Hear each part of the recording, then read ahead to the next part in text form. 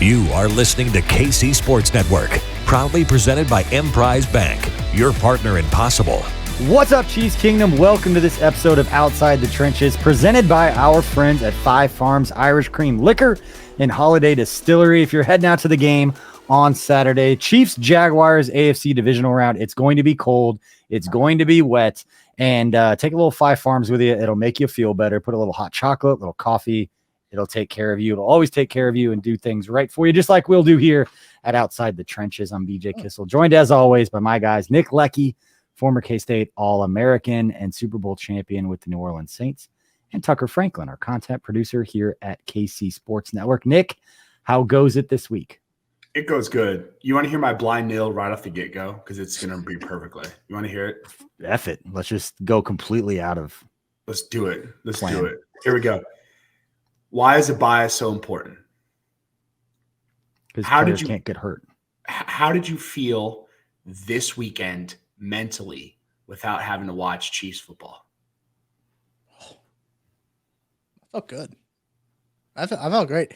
That little break for me was nice as a nice little reset. I cannot imagine how nice it is for the players. If that's how it felt for me, as someone who just watches the games and someone who, does content around the games, it was nice to just sit back and watch other teams play football. I cannot imagine how it must feel for a player to get a bye week when you're going into the playoffs, when you're the top dog in your conference, and you get to soak that in a little bit, and also look at all these other teams take some pretty decent shots. The Bills got a good shot with Skylar Thompson, and the Dolphins coming up just a little bit short.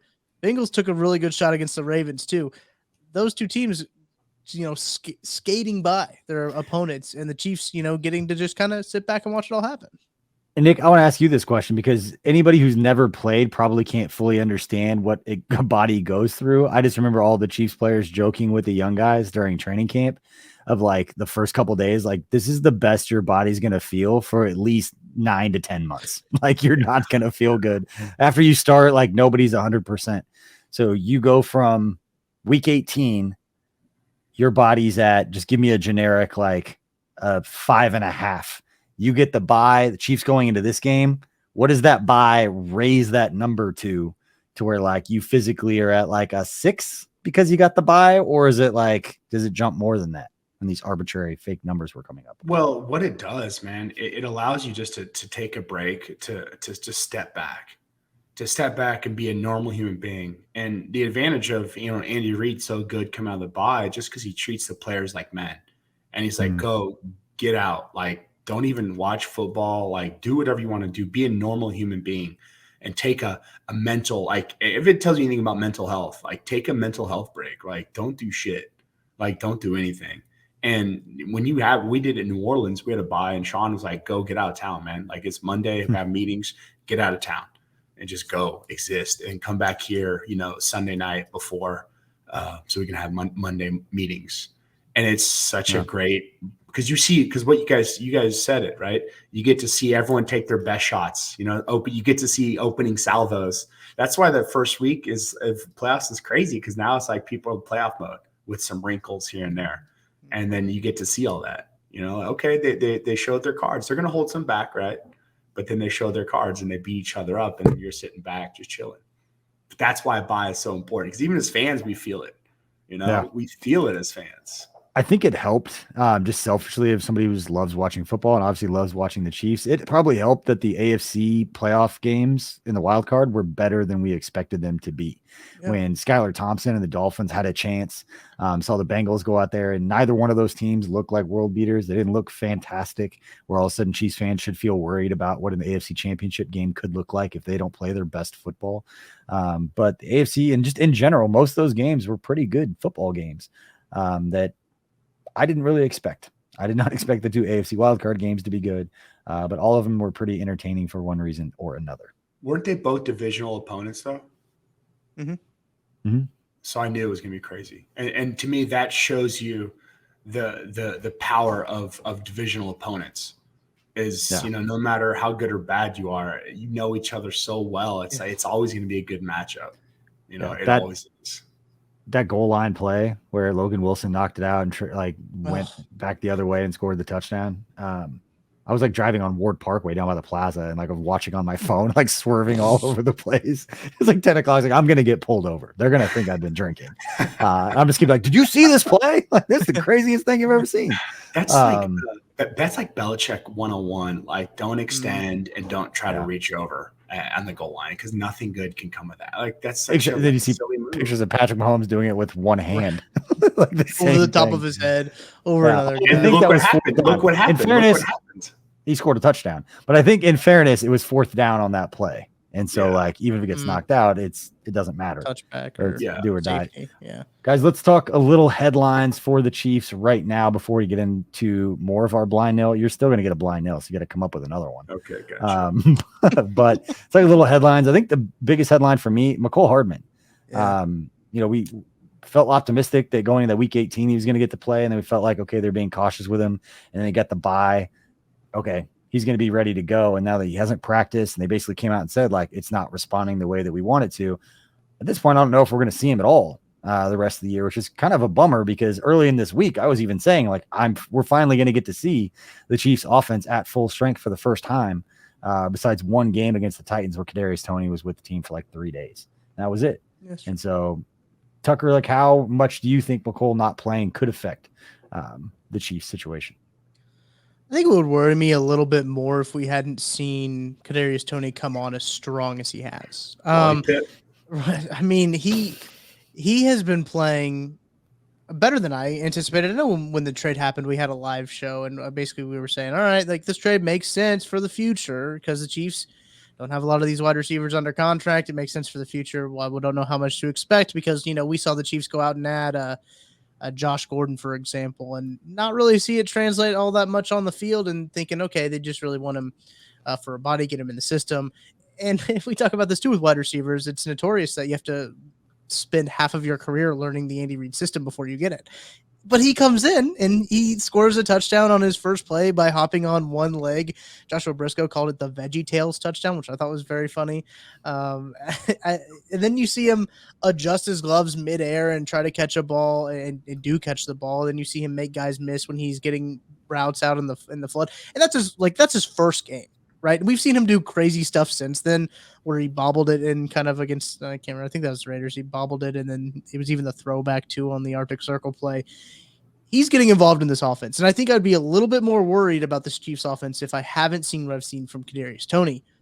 But Canarius Tony, man, I've just been so impressed by what he's been able to add to this offense. And shout out to Brett Veach and company, everybody in that front office for having the foresight to make that move. They obviously didn't know McCole Hardman was going to get hurt, but having the foresight to make that move which was probably for the future at the time, but have it make out and benefit them in the short term is incredible. But I say all that to say it's a very weird situation with McCole Hardman. The language of it not responding is a very strange to me just because we've gone from it being an abdominal injury to an abdominal illness to now a pelvis injury.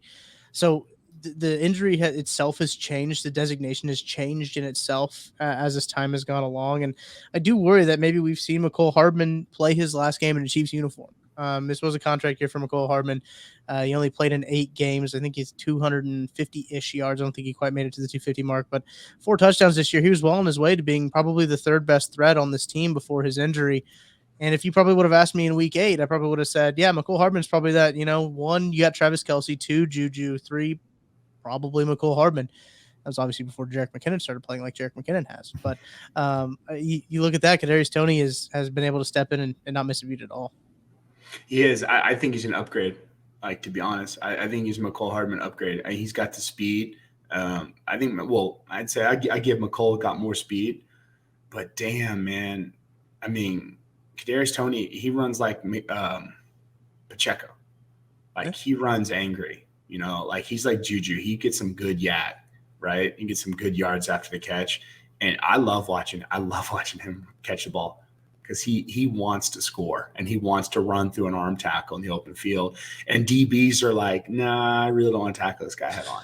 It's like, I'm excited to see what Andy Reid's got for him. Oh, yeah. Like what they've got dialed up. Some of the misdirection, some of the end around, jet sweep, ghost action, pass back, screen plays, whatever they've got in their bag. We're going to see something in the playoffs that we haven't seen before, and it's going to involve Canarius Tony because he's the most explosive player they got out there right now. Awesome. And I do think I think McColl maybe long stride could be faster, but athletically, laterally, Canarius Tony is a more explosive athlete, in my opinion, from what we've seen, kind of within space. If there's like people around him kind of sorting through the trash and like maneuvering through it, Kadarius Toney, Nick, to your point, like might not be as physical as Isaiah Pacheco, just like big and kind of running through those, but he tries, and it's fun to watch because he's trying. So let's get into the blind nil, guys. There's not a lot of other top headlines coming out. Frank Clark limited with the injuries. Some of the other stuff that has come out lately that doesn't have to do with on the field is going to come out in the blind nils, at least for mine. But Tuck, let's start with you. Before I want to talk about blind nil, I got to talk about my guys, my fellas, my boys at DraftKings Sportsbook. The NFL playoff action is ripping and roaring. It's continuing, and we're one step closer to Super Bowl 57. And for the NFL divisional round, check out DraftKings Sportsbook, an official sports betting partner of the NFL. New customers can bet just $5 and get $200 in free bets instantly. Plus, all new and existing customers can take a shot at an even bigger payout with DraftKings stepped-up same-game parlays. Boost your NFL winnings with each leg you add up to 100%. Listen, I do love the same-game parlays. You can add the alternate lines. I like to do ones that has like the lowest lines and just stack a bunch of them up. You get a bunch of legs in there. You get a bunch of boost. You feel like you got a shot because they're all little numbers and you're betting the over on all of them. I love to do that one. That's my little lottery ticket I like to do. Listen, that app, that DraftKings Sportsbook app is incredible, great, user-friendly, easy to do all of the same game parlays. So here's what you got to do. You got to download the DraftKings Sportsbook app now and use code KCSN. New customers can bet just $5 on the NFL divisional round and get $200 in free bets instantly only at DraftKings Sportsbook with code KCSN. Minimum age and eligibility restrictions apply. See the show notes for details. All right, fellas. My blind nil kind of has to do is kind of piggybacking off of the McCole Hardman, the injury news kind of in general. That's really the only news that we've had kind of coming out of these press conferences is injury news. You also have you got Clyde Edwards-Helaire practicing. You got Jody Fortson practicing. Both of those guys' practice windows are activated. Talk about McCole Hardman. He is active on the roster. Out of those three guys that I mentioned, Clyde Edwards-Helaire, McCole Hardman, Jody Fortson, who do you want to see on the field more? You already know. I already know what Nick's going to say. I'm going to say the same thing. Go ahead. Okay, Nick. can I rephrase my question then? No. Sure.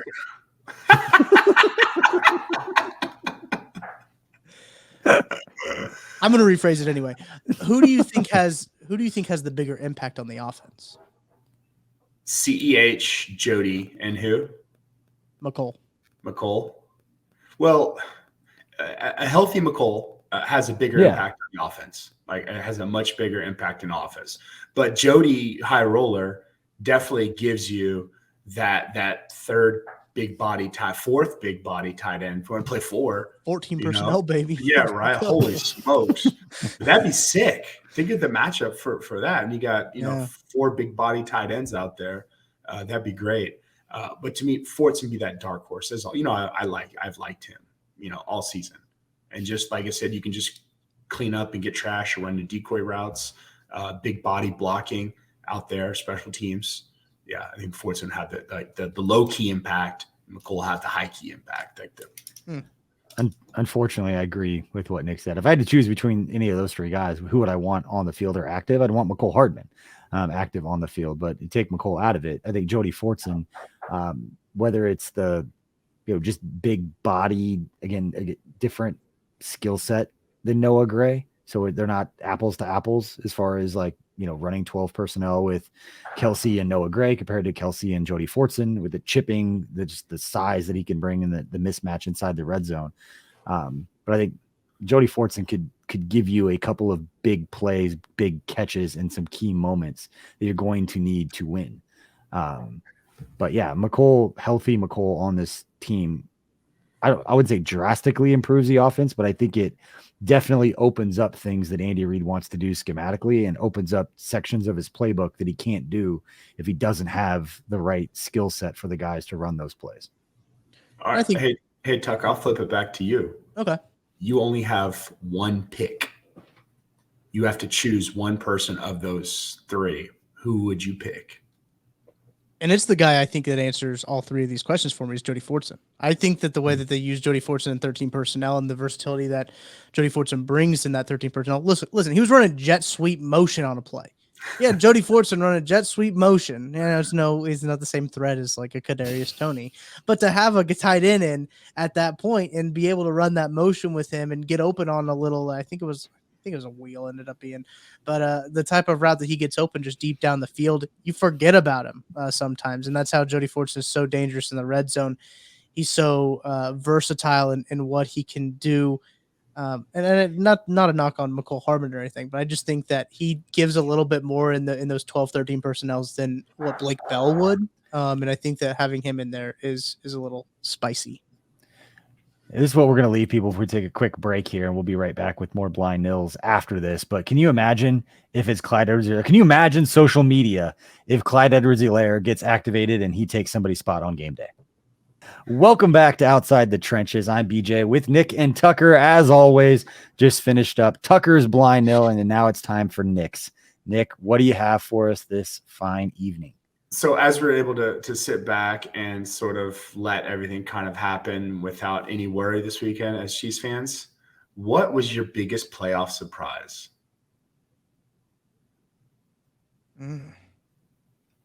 Just what a fantastic slate of games.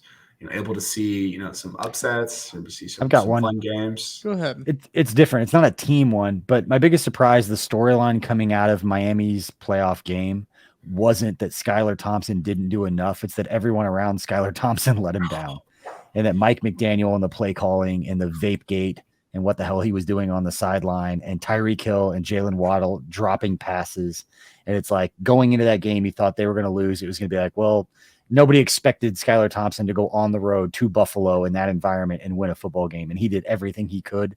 Not saying he played great, but he did enough that the storyline didn't become Skylar wasn't enough, or if Tua hadn't been there, it was if Mike McDaniel could get the damn play calls in, not just at the end of the game, but throughout the game and get him comfortable. And if Tyreek and Jalen Waddle hadn't dropped passes, that was my biggest thing coming out of that game is like, as a K-State fan, somebody who wants to root for Skylar is like, frick, man, like this isn't on him. Like this is not about him coming out of this. And it's not even like a top 3 storyline coming out of that game. You got Vapegate. That's so that game was wild, by the way. Josh Allen just slinging that thing around, no matter where it was going. He was chucking that thing. Didn't matter who was catching it. And then the forced fumble for a touchdown was just an experience in itself.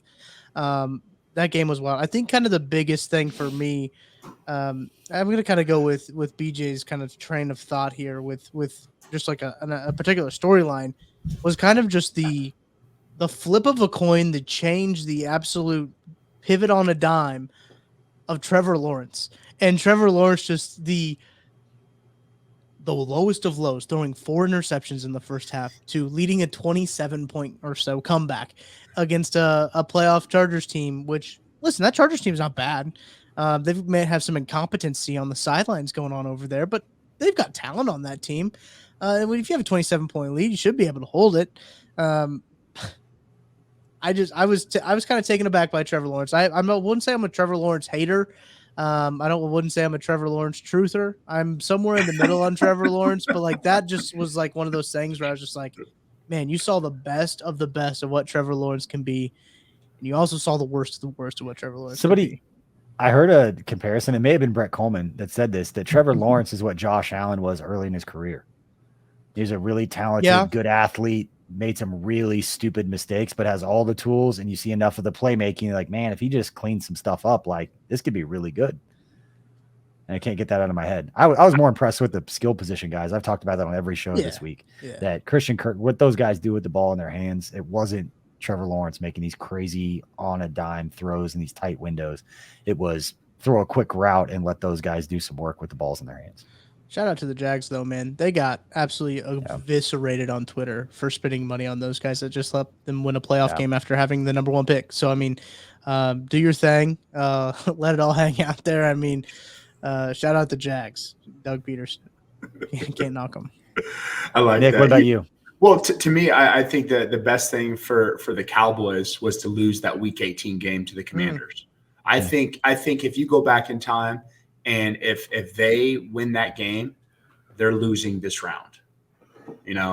Right? And I so to me that was like the biggest, not really the biggest surprise. But that was somewhere like, damn, like they're like, I think they're the dark horse. Because when no one talks about Dallas, they're like KU. When no one talks about them, that's when they win. Right. But when they're heaped all this load of like, they should go back to their Troy Aikman ways. It's not. I also think, honestly, we need to get rid of you get to host a playoff game if you win your division. Just do it by straight record, is what you're saying? And well, like, listen, you win your division, you make the playoffs. But then the seeding should go win-loss. Because why does Jacksonville, because they play in a crappy AFC South, in Tampa. Right? Yeah. Like, why should the Chargers have to not get home field versus Jacksonville? Dan Campbell was on the Manning cast, and I think Eli Manning asked him a question of like, does it annoy you that you were 9-8 and you didn't make the playoffs, and Tampa Bay was 8-9 and they're hosting a playoff game right now? Does that annoy you? And he's like, yeah, I mean, it does. So it's for sure interesting. It really is. But yeah, no, that like my biggest surprise was the Chargers blowing it. Like that to me, I thought they were just going to steamroll. Like the first half, I thought that was just they were going to win 64-0 or whatever.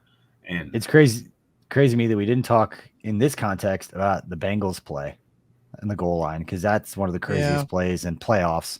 And we didn't mention former Iowa State standout, Mr. Irrelevant, and interviewee of KC Sports Network at the East West Shrine Bowl last year. No, not Skylar Thompson, although we talked to him too.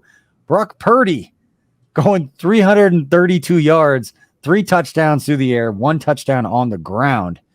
As a guy just to step up. Tucker, you and I talked to Brock Purdy after that interview, and he was just a cool dude of just being like, I don't know what's going to happen.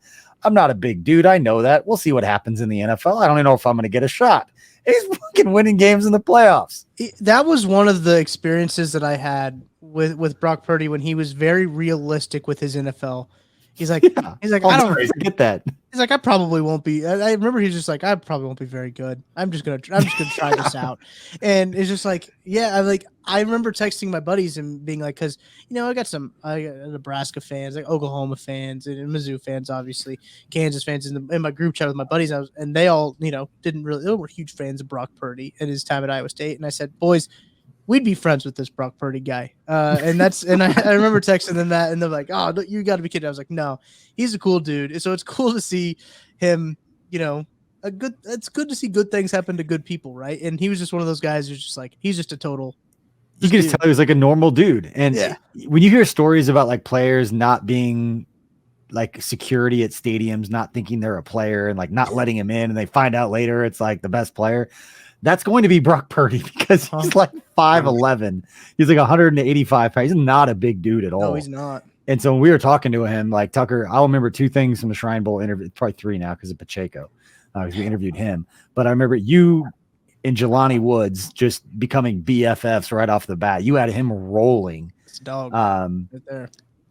That dude, he had a great season. And then Brock Purdy just being like, I don't know if I'm going to get a shot. Like, I don't know if somebody's going to get taken. I don't know if maybe I'll get a camp invite, maybe get a chance somewhere. He knew he was just so normal about it. And he's like, I know I'm not a dude. Like, you guys want to talk to me? It's like, yeah, sit down. Sit in the fucking chair. He might have been like the first or second interview we had too. Like, that's the thing, is that like, I think we were still working out the kinks of our setup and everything. And he was maybe 3 or 4 that came patiently waiting because he has nowhere else to go. Yeah. Like nobody else is asking to interview me. Hey, just to hang out here. Plus, it's a cool spot. Like, we were in a cool little area. It's kind of secluded away from everybody, so he's just hanging out with some Midwestern dudes, talking a little ball. If I would have knew all these Nick Saban stories, I would have asked him about all those. I know. Really dig into that stuff. That's so crazy. Another thing with the 49ers is they've got a choice to make now. I mean, you didn't really think when Brock Purdy was coming in that they're going to have to make a choice between him and Trey Lance. But do they have to? I had this conversation earlier because Trey Lance is under his rookie contract still. They don't have to do anything with him, bring him back, but it's definitely like an open competition. It's not Trey Lance's job anymore. I don't think you can say that. Well, he pipped twice in one show. 2. He did it twice actually with Jimmy Garoppolo too, because people were convinced it was Jimmy Garoppolo's team after a little bit, and now Jimmy Garoppolo got hurt. And I think that's just a testament to how good that system is. The Kyle Shanahan offense, but yeah, that's the thing that I thought was kind of funny. Like, do we need to talk about Brock Purdy being the quarterback for the future? I was like, no. And then it's getting to the point where, you know what? Maybe we need to start having a conversation. Start the dialogue. Before we move on, I'm saying I'm raining on your parades. Absolutely not. No Brock Purdy. No. But what has Trey Lance showed you to make him think he's better than Brock Purdy? Who would you rather have week 1? Brock Purdy. Based off of how much? How many stats? A playoff win. Versus a shitty opponent. A divisional opponent. Trey Lance has more tools. Brock Purdy's shown that he can win. This is like the conversation until the end of time. This is literally Jimmy Garoppolo all the time. Lance again. You have a toolsy starter on a mediocre team. Every fan base is hoping for give me the guy who can go out and win a football game. Like every fan base has that discussion that's in quarterback purgatory. Chiefs aren't in that position anymore. Thank goodness. We've had that conversation a lot. They are not. Remember clamoring for Kyle Orton. Remember that vividly. But, Tucker wasn't born yet. Hang on. Yes, I was. You were like 6. I just don't think Brock Purdy had stats until they were up big. Like that's my thing. I mean, it was a close game at half, and then you hate Brock Purdy. No, I don't get on hype trains until you see a full season, because this is Matt Flynn. You had us picking Jody Fortson in the 6th round of fantasy football draft. Yeah. Don't tell me you don't get on hype trains. He got hurt. What hype train was that? That was me watching the film and seeing this guy's a baller, and seeing his little thing where he's shoving dudes at practice because he's trying to make an impact, man. Travis Kelce goes in the 5th round. Jody Fortson in the 6th. I don't get this dude. I said he'd have 4 touchdowns, and the season's still going on, so I don't want to hear it. I said George Karlaftis would break DT's record, and I'm looping in postseason sacks, so you never know. You guys, before we move on to the final blind nail, one thing we haven't talked about as far as like the wild card rounds that hasn't surprised anybody was the Vikings losing. Were you guys surprised?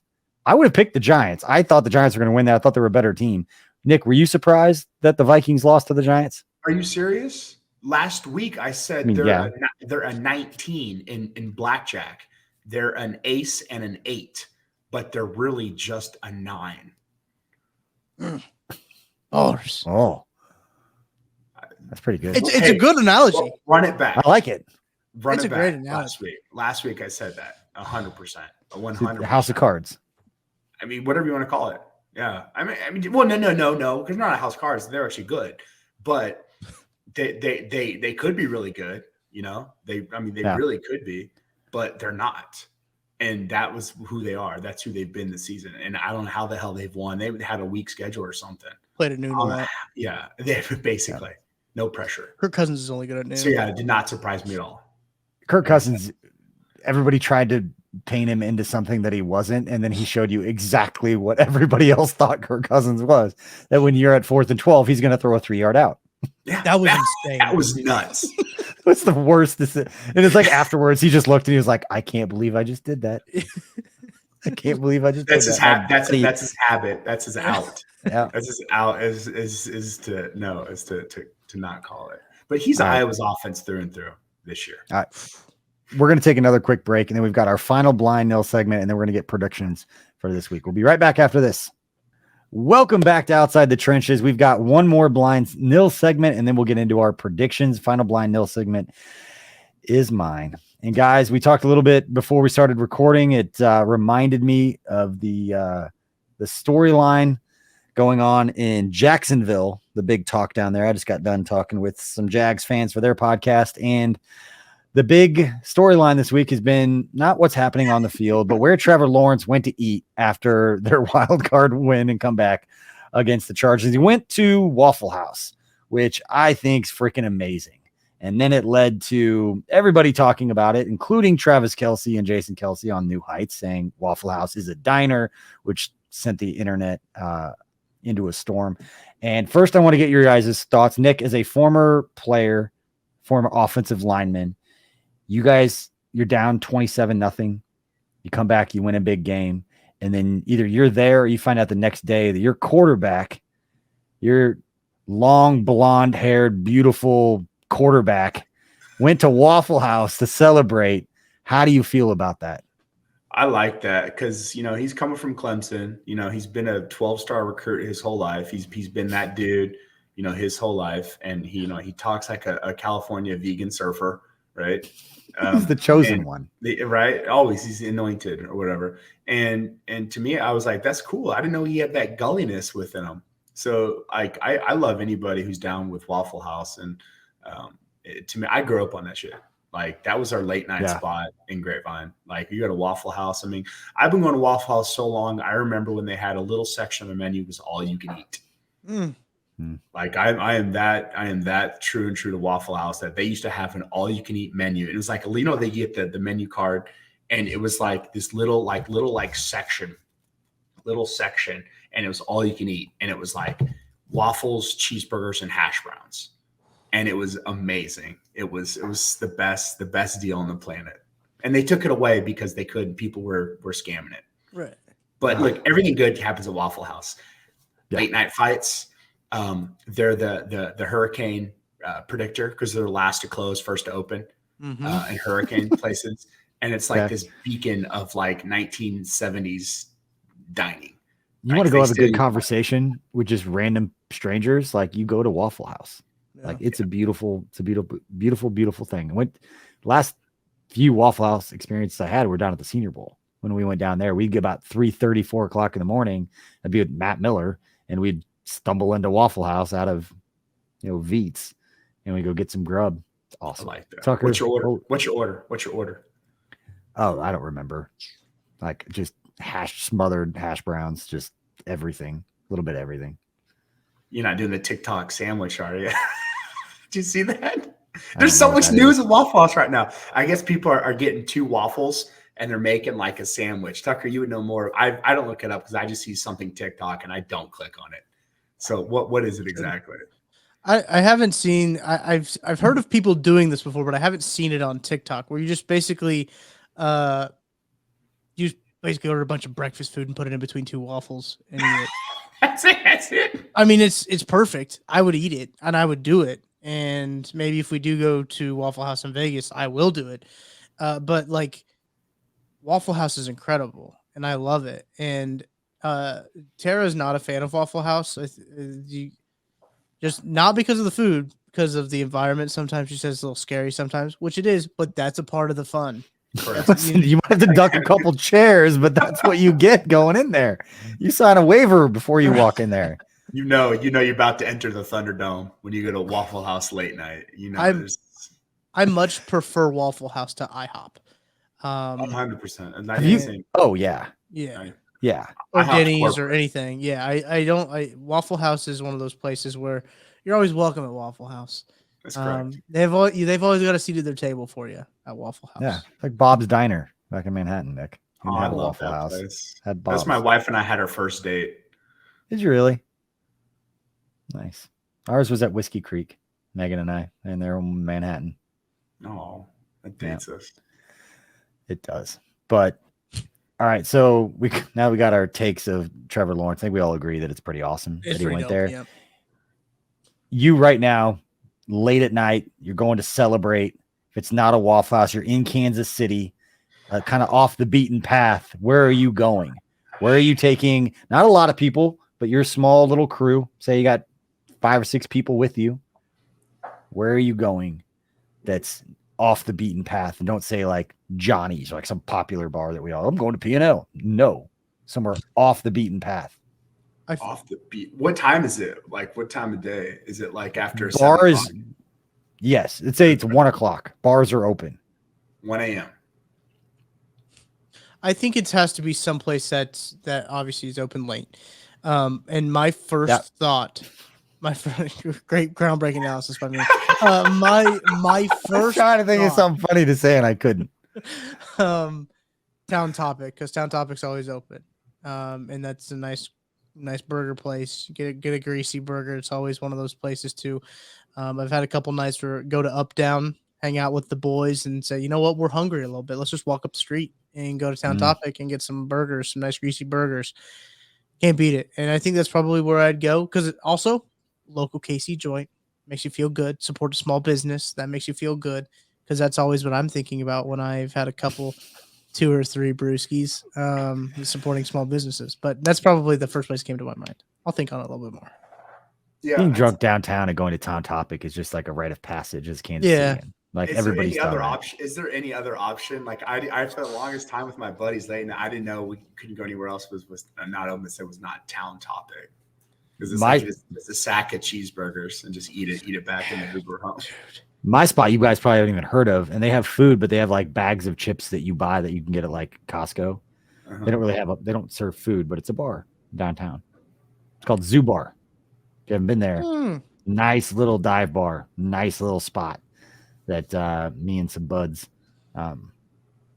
we know what it means. And it's like, hey, we're going out. We're going to the spot. We're going to Zoo Bar. Yeah. Really? I'd like to get Foo Bar at Zoo Bar. Is that a thing? Can we do that? They don't even have like food. They just said like you could buy a bag of chips and it's like the little Fritos. Like how is that a late night spot? What are you doing? How is that drinking when you're drinking? I thought you meant after you're done drinking. It could be either. That's just my spot. I'm gonna go take people at 1 o'clock in the morning. Really? Yeah. That's hardcore degeneracy, BJ. I like that. I just kicked you up a notch in my book. That's awesome. I thought we're doing food. You know, honestly, Argosy Casino.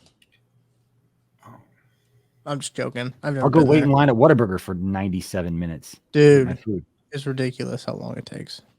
I love it, but it's so the opposite of Chick-fil-A. I see 2 cars in a Whataburger drive-thru. I'm like, oh shit, it was gonna take 2 hours. The logistics people at Chick-fil-A to be hired at Whataburger, and life would change for everyone.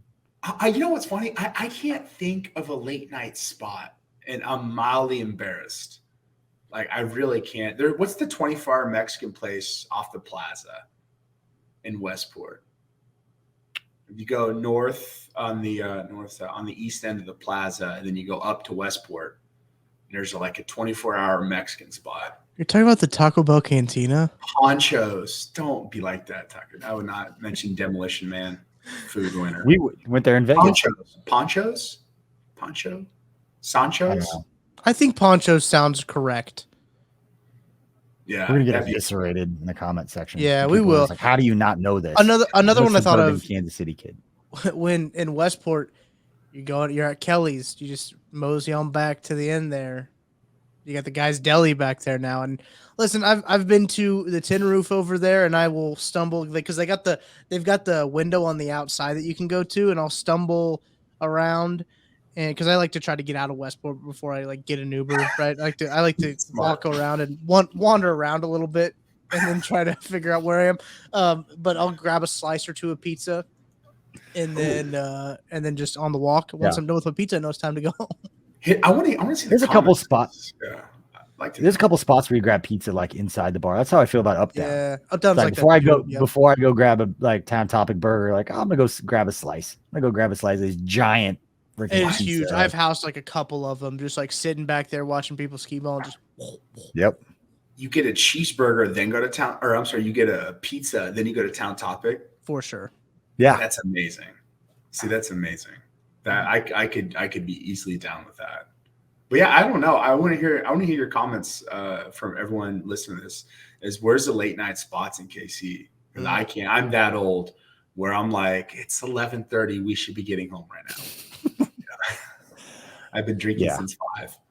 You just shift your drinking window, right? Like, you know, when you're younger, you know, you drink later because you start later. Then when you're older, you start earlier because you know the benefits.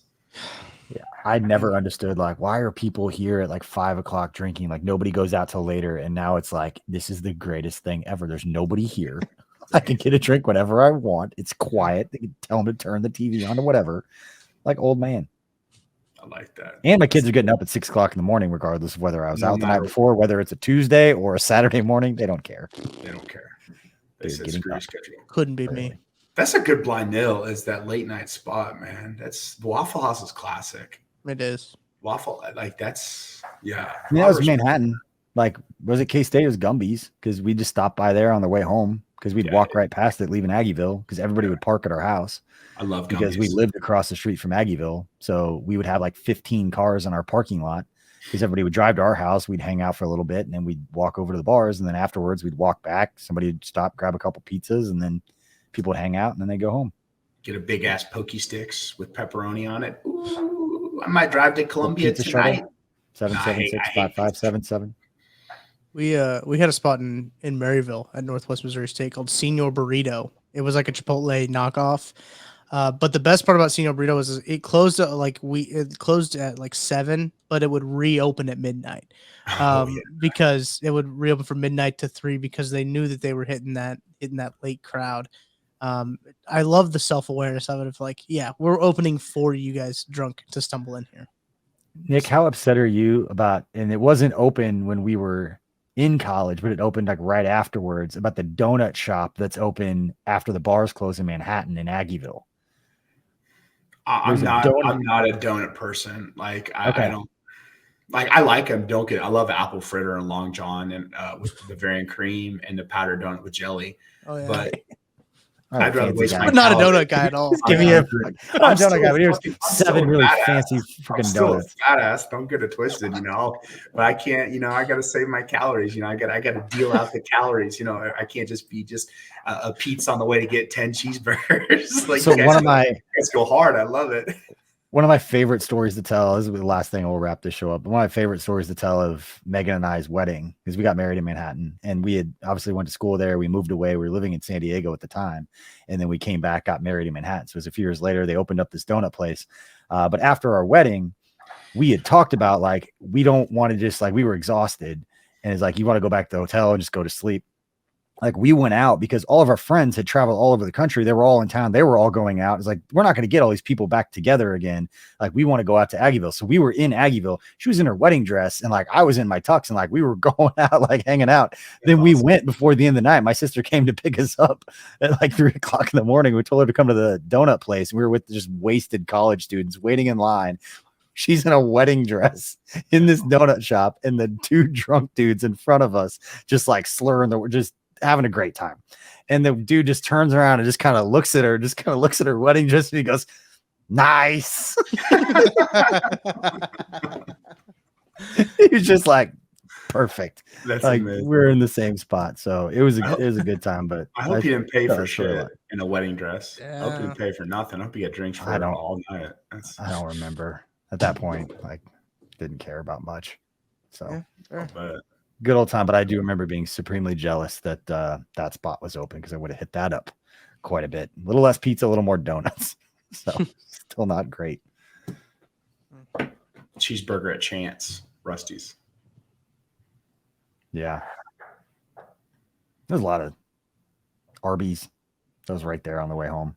Ate a lot of Arby's. I love Arby's. 5 for $5. I don't think they have it anymore. It's like they don't do it anymore. 2 for $5 now.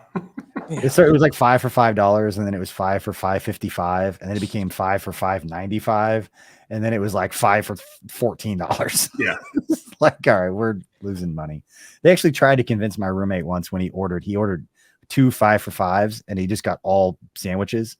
And the manager actually told him, he's like, you have to get a drink with one of these. And he's like, no, I don't. I can do whatever I want with those 5. And he's like, but we're losing so much money. Like, you need to get a drink with one of your 5 things. I like that. You can't do that. There's holes in the menu. You got to find them. All right. Final thoughts. Nick, Chiefs Jags Saturday prediction. Final thought going into this game. See, I've got this AFC South thing that the Chiefs have this AFC South sort of, kryptonite, and I'm curious if that's going to continue, or if now that they kind of beat the Chargers, that now they're on notice. Right now, you're like, okay, now you have my full attention. And I don't think during the season they had their full attention because everyone's like, this is the Jags of Urban Meyer and beyond. And it's like, no, man, this team can come up and sting you if you let them. So yeah, I'm confident-ish, so not that confident. But it's gonna be a battle. It'll be a good battle because Jacksonville coming here with some enthusiasm and some hope. Yeah. Tuck? Chiefs win. Jags cover. Chiefs have scored the first touchdown in each of the last 6 home games, by the way. Stat from DraftKings Sportsbook. So if you are a live bettor and the Chiefs get the ball first, put it on the touchdown. They've also won 10 of their last 11 games. Chiefs have been on a good little run here, and the Jaguars have covered the spread in 5 of their last 6 games. So Chiefs win, Jags cover. Yeah, I think the Chiefs are going to win. I'm less confident than I was before I talked to Brett Coleman earlier, and Brett's getting a lot of crap on social media because he came out and said schematically what he saw in the last game and that the Jags had a pretty good plan. I'm a little worried that Jags kind of playing with house money right now and that Doug Peterson can kind of empty the bag. I mean, we saw an onside kick to open things up last time we played. I think there's going to be a lot of fourth down going for it on fourth down. I think Steve Spagnuolo's fourth down call sheet needs to have some extra plays on it. I think they're going to be doing a lot of those. I don't think that Jacksonville is going to settle for field goals. They're going to be going for touchdowns. They're going to be playing loose. We'll see what kind of the weather. We'll see what kind of variable that brings into this equation because it's that in between. It needs to be like sleeting. So it's like a low of 26, a high of 37 with 70% chance of precipitation. So who knows what that's going to look like, whether it actually is snow when it comes down or if it's that like wet rain crap. Oh, that's and it's the worst. miserable. It's the worst. It's the worst going to the game. So make sure you dress dry as much as you're worried about dressing warm for this one. Because once you get wet, it's over. But I just have a hard time believing a Jags defense that is a solid defense, but doesn't have a premium elite edge rusher. Trevon Walker is a good player. Josh Allen, good player. They're not Von Miller. They're not Max Crosby. They're not Khalil Mack. They're not on that level. I have a hard time believing if you can't get after him and the weakness of your defense are your defensive backs, which already kind of got picked apart a little bit by Patrick Mahomes the last time. I have a hard time picking against the Chiefs when you can't get that much pressure unless you blitz. And we know what happens if you blitz and your defensive backs can't lock down anyone. So I just don't think the Jags are going to be able to keep up. And I do think Trevor Lawrence can be rattled. I think we've seen it before. You get a little pressure on him. I think he's going to fold. Came back in the last game. But again, I was more impressed with the guys around him making plays in the second half of that game than he was creating and making things happen. I could eat my words on that. Just what I saw when watching through it, but obviously did enough to help him win the game. I am worried a little bit about his legs. He's a much better athlete if he gets out and runs. That's where the Chiefs could get in a little bit of trouble. But yeah, I think I definitely take the over. They're hammering one thing. I don't know about the line because I think the Chiefs are on. They're going to score so many points that they could cover just by sheer number of points they put up. But that line of 53 points, I think they're going to get the over on that. Even with the weather, I think this is going to be a high scoring. I think the Chiefs get at least 35 points in this game. Cold and sleeting, and you still take the over 53? Yep. So you're thinking 42 to 17 tap action? Yep. 42, 24, 42, 21, something like that. 42, 20. Something. If the Chiefs are on, like I think they will be. Yeah. We've only seen the Chiefs come out and play offensively like on fire a couple of times. And if they do that in this game, it's going to be a beautiful thing to watch. You know what I've been doing recently is I've been doing the same game parlays with the alternate spreads, and I've been betting the lowest over and the highest under. So the game falls in between. That would be over 41 and under 66. So if it falls somewhere between there, you win. That's cool. I was 2-0 on Sunday, 0-2 on Saturday. You're in the throes of it, Tucker. You're in the belly of the beast doing that kind of bet. That's action play.